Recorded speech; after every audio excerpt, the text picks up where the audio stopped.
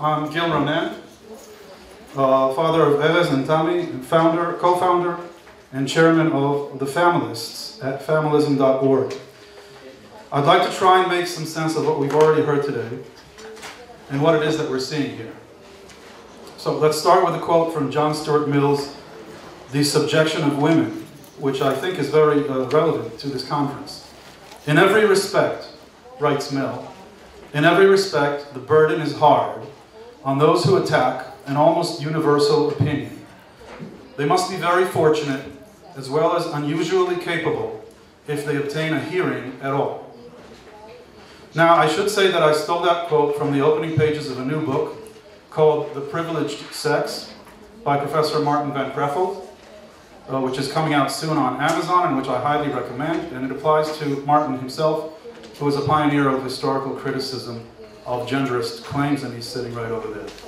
It applies to Professor Murray Straus, our guest of honor and keynote speaker here, and it applies to Professor Sarah Ben-David. Professor Ben-David has been absolutely fearless in this fight, and it is a fight, and it's for this reason that we at the Familists intend to nominate her for the next Israel Prize for Criminology.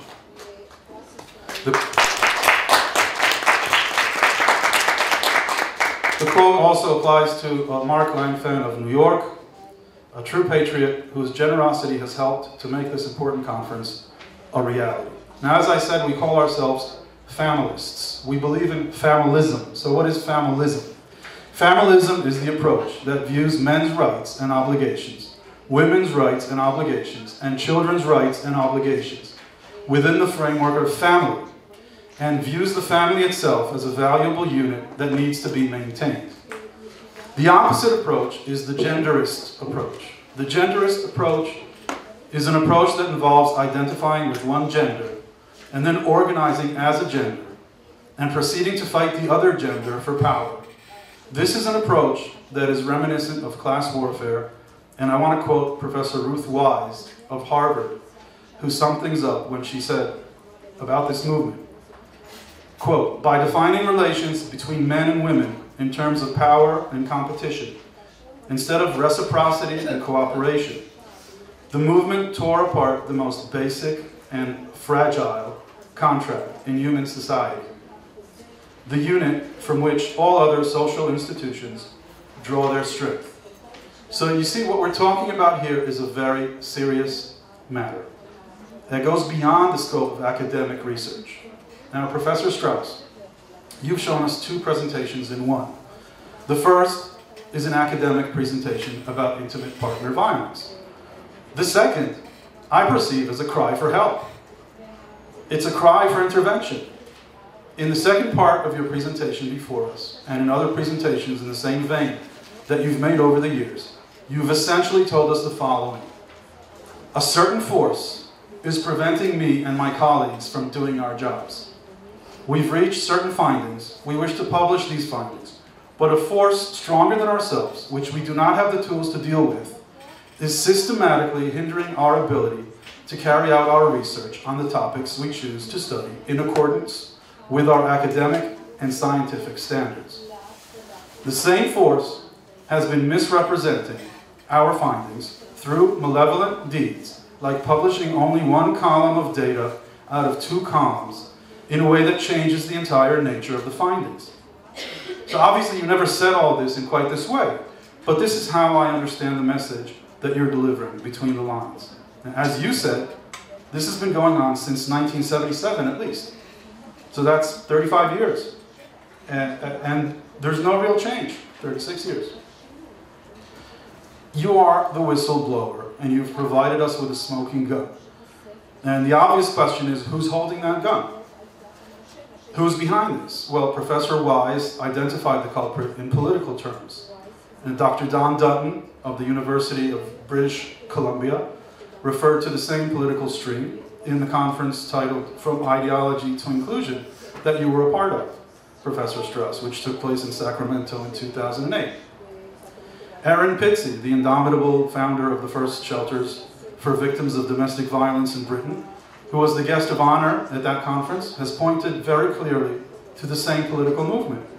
And she's done so over and over again. And she was an insider. She was there when it happened.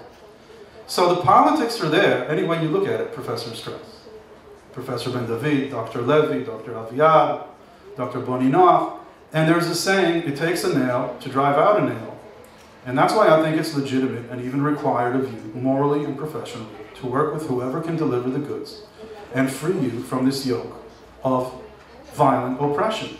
Otherwise, this entire field of research is debased, and your life's work has been wrenched away from you and used as a tool of oppression. Now, I say oppression because there are people in this hall whose children have been deprived of the right to be raised by a loving father through the influence of manufactured statistics that have your name stamped on them, Professor Straus. Besides the fact that these children miss their fathers terribly, they're at far greater risk of all kinds of social deviance as a result of being separated from their fathers. From dropping out of school through unwanted teenage pregnancy, alcohol, drug abuse, criminal activity, all the way down to falling victim to abuse of various types and serving time in jail. Children who grow up without two involved parents in their lives are at far greater risk. And this is not a manufactured or inflated statistic. It is not a cherry-picked statistic. Now, I want to talk about Israel for a while and then make the connection to the rest of the world. In 1998, an interministerial committee on domestic violence was convened in order to coordinate the way government branches deal with complaints about domestic violence. The committee was headed by then head of the National Insurance Institute, which is Israel's welfare institute, Dr. Yigal Ben Shalom. Providing academic background for the committee was Dr. Orly Ines Koenig, who received her doctorate in social work from Haifa University. In the introduction to the committee's report, your name appears, Professor Straus. Next to it is the claim that 27.8% of American women were hit at least once in their lifetimes by their husbands. This supposedly comes from research you published in 1986. Based upon this supposed finding by you, the person who wrote the introduction to the committee's report supposedly did some extrapolating and found that there are between 150,000 and 200,000 battered women in Israel. I assume that this person was Dr. Ines Koenig because the same paragraph appears verbatim in a document signed by her, which gives instructions regarding the proper way of treating violent men, dated 2002. This magic number of 200,000 battered women has been circulating in Israel since at least the 1990s. It started out as 100,000, then climbed to 150,000, and quickly reached 200,000. This number appears in dozens, if not hundreds, of explanatory notes to pieces of legislation. And it comes up regularly in speeches, lectures, articles, media programs, etc. on the subject. This happens especially on March 8th, which is International Women's Day, an old Soviet holiday that has recently received new life in Israel and is marked by the Knesset, and on November 25th, which was declared as the day of the struggle for elimination of violence against women by the United Nations in 1999. The number is a factoid. It has no base in research, other than that extrapolation from a finding by you, which, based on what you have just told us, is actually part of a pattern of deliberate misrepresentation of findings that were made by you and other researchers. The misrepresentation is not just reflected in the number of battered women, but in the basic picture of domestic violence as being one and the same as wife battering. I should say that these scare numbers are not the only means of propaganda being used against men here. To reach maximum efficacy, the scare numbers are combined with a press that has been trained to magnify cases of spousal murder by men in a way that creates hysteria. Cases of spousal murder are front page news here, and they're often the top headline, topping even the Iranian nuclear danger. Now, once men as a group have been stigmatized as violent, they, or should I say we, have been marked as somehow less than human, less human than the rest of us. or should I say, the rest of you. They've been marked out by the gender warfare mechanism as enemies of the state, in much the same way that the bourgeois were marked out as enemies by the class warfare mechanism. And once you're less human, it's okay to push you out of your home without any proof of wrongdoing. It is okay to push you out of your children's lives forever. It is okay to arrest you and put you in a prison cell with murderers and rapists. It is okay to turn you into a person with a criminal record. It is okay to make you a child support slave, regardless of your earning power. Here in Israel, it is not uncommon for the court to garnish a man's disability stipend for the benefit of child support, even if that is his sole livelihood. Judges occasionally tell men to go sleep on a park bench after garnishing their entire salary. Now, as we've seen, if you push a child's daddy or mommy out of his or her life, and in this case we're talking mostly about daddies, that child is at far greater risk, period. Over the years, millions of children are affected by the fact that your name, Professor Straus, along with others, has been hijacked to serve as a stamp of authority for false statistics. And when I say millions, I'm still talking about Israel alone. The good news about how bad things have gotten is that there's finally a wide-scale awakening now after decades in which this problem was allowed to fester and simply viewed as an unchangeable evil. There's a new term out there which is gaining currency, MRA, or Men's Rights Activist. Dr. Warren Farrell and his excellent books exposing the inaccuracies promoted by the genderist propaganda machine have had a gradual galvanizing effect.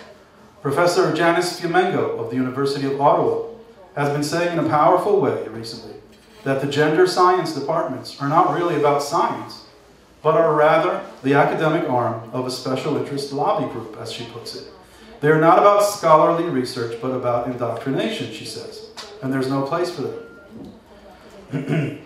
Now, what I want to suggest here is that there is a need for a pro-family movement, but I disagree with Professor Fumengo about closing down the gender studies departments, as she seems to want to do.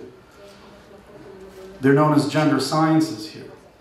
But rather, I think the idea should be to widen and change them into departments that study family science, or even family and gender science.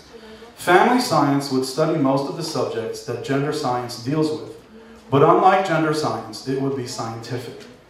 As regards violence, it would not take research results that have 2 columns of data and delete the second one. It would leave in that second column, and it would deal with reality. And it would not just deal with intimate partner violence, it would also deal with violence towards children. This conference that we're in is possibly the most liberated international university conference on the subject of family conflict in the history of the world. And yet we do not have a speaker on violence against children. This is not because of any bias by us on the steering committee. Rather, it reflects the current state of research, which is preoccupied with pitting women against men. It is a very sad state of affairs, and it needs to change. As you may know, most of the violence against children is perpetrated by women, making this a useless subject for gender propaganda. Useless for gender studies, but very central in the as yet unborn field of family science. As regards earnings, family science would not just fill the air with statistics that show that women earn less than men on average. It would also ask what drives men to earn more. It would ask men about their sense of responsibility as breadwinners. It would map out how much of the average father's earnings go to buying his own stuff, how much goes to buying his wife's stuff and his children's stuff, and the entire family's stuff. And it would ask the same question about women's earnings. It would find out, it would find out scientifically if maternal instinct actually exists. It would find out if chivalrous instinct actually exists. Do men have a protective instinct? Why was it, as Professor Fumengo has pointed out, that 75% of the women aboard the Titanic survived, but only 18% of the men survived? So that is why I think we need to start thinking more and more of a world family movement based upon family science. The flag of family is a flag of leadership. Imagine the Titanic as it sank into the frozen ocean seas, with most of the women and children safe in the lifeboats, and perhaps you will see the very same flag flying from its mast. I believe that good men will rally to this flag, and a place populated by good men is also a good, safe place for women and children to be.